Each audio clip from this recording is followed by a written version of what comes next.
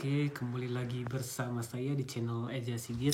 Oke, di video kali ini saya akan membahas tentang pengalaman pribadi saya gitu. Yang dulu pernah bekerja di pabrik ya, di Jepang juga, magang selama 3 tahun. Dan sekarang saya bekerja di pertanian di Jepang juga. Nah, pada kesempatan kali ini saya bukan ingin membandingkan ya, karena jelas-jelas ya antara pabrik dan pertanian itu dua hal yang berbeda gitu. Jadi tidak bisa disamakan itu, dibandingkan ya. Nah, di sini tujuan saya adalah ingin memberitahu gitu bahwa kerja di pabrik itu seperti ini loh, kemudian kerja di pertanian itu seperti ini. Nah, seperti itu. Jadi di sini saya tidak mengcompare ya, tapi saya ingin berbagi pengalaman saja gitu. Saya di pabrik 3 tahun, kemudian di pertanian sekarang. Nah, mungkin dari kalian juga penasaran gitu kan. Jadi yang sedang lagi proses ya terutama, atau yang baru ingin mulai belajar bahasa Jepang dan ingin memutuskan nanti kerja di Jepangnya itu bidang apa ya. Nah, kalian cocok ya nonton video ini supaya ada sedikit wawasan gitu. Kerja di pabrik itu seperti ini, kemudian kerja di pertanian itu seperti ini ya, khususnya gitu. Kerja di pabrik dan pertanian ya, karena di sini pengalaman saya cuma 2 itu. Oke, tanpa basa-basi ya, kita langsung masuk saja ke pembahasan. Jadi kita bahas dulu pertama mulai jam kerja ya. Kita bahas dari pabrik dulu. Kalau di pabrik itu setiap harinya itu udah pasti ya jam masuknya. Jam masuknya itu kalau saya dulu jam 7.45 kalau nggak salah.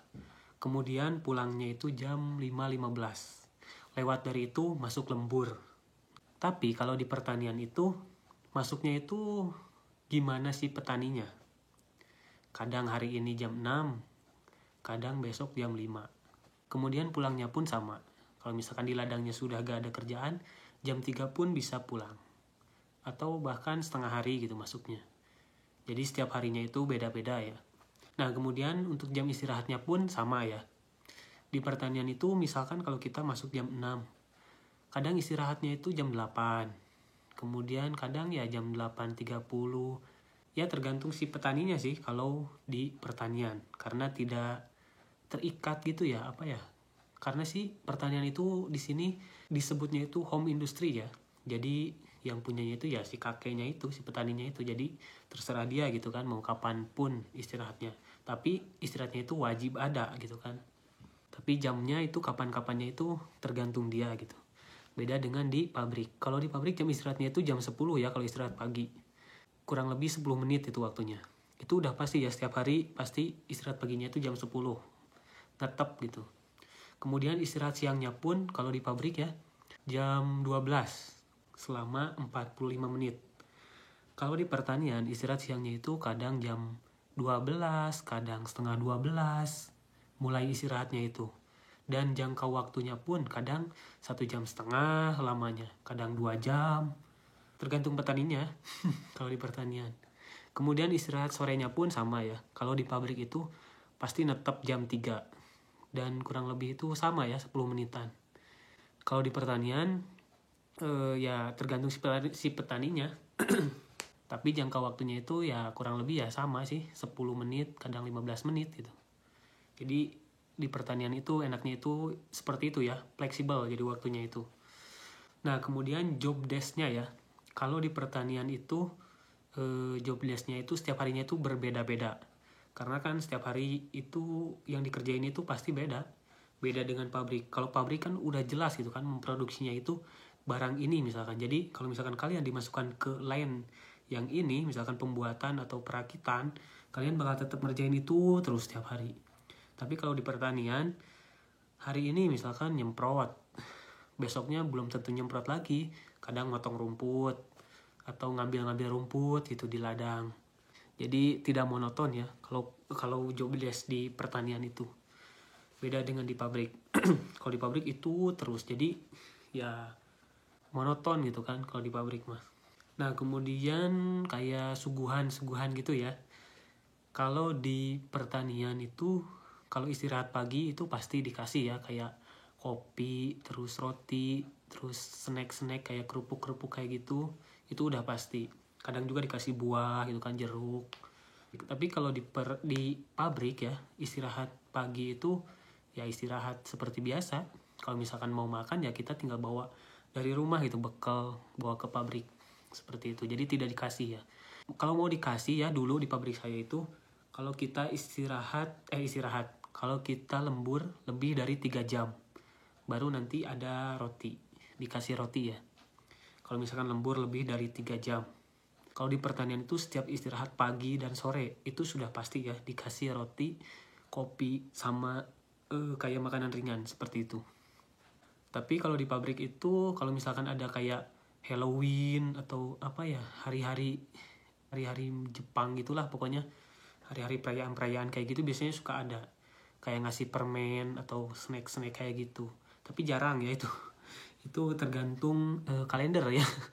Kalau ada hari-hari kayak ya kayak gitu, perayaan-perayaan Halloween. Kalau di sini kan perayaan Halloween kan rame gitu kan, seperti itu. Jadi imbasnya ke pabrik juga gitu kan, ada kayak ngasih apa ya, souvenir kayak gitulah, terus makanan kayak snack kayak gitu. Nah, kemudian mengenai jam kerja ya, kalau di pabrik itu sudah pasti perharinya itu 8 jam. Misal kita masuk jam setengah 8, kemudian pulangnya sudah pasti jam 5.15. Kalau mau lebih ya berarti lembur masuknya gitu.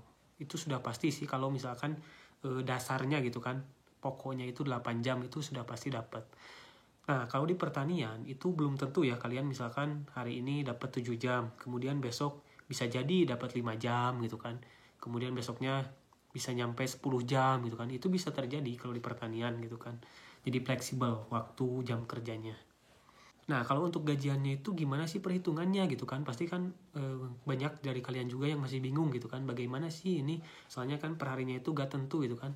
Jadi tetap aja dihitungnya itu jam dapatnya kita itu per bulannya itu berapa jam gitu kan, diakumulasi.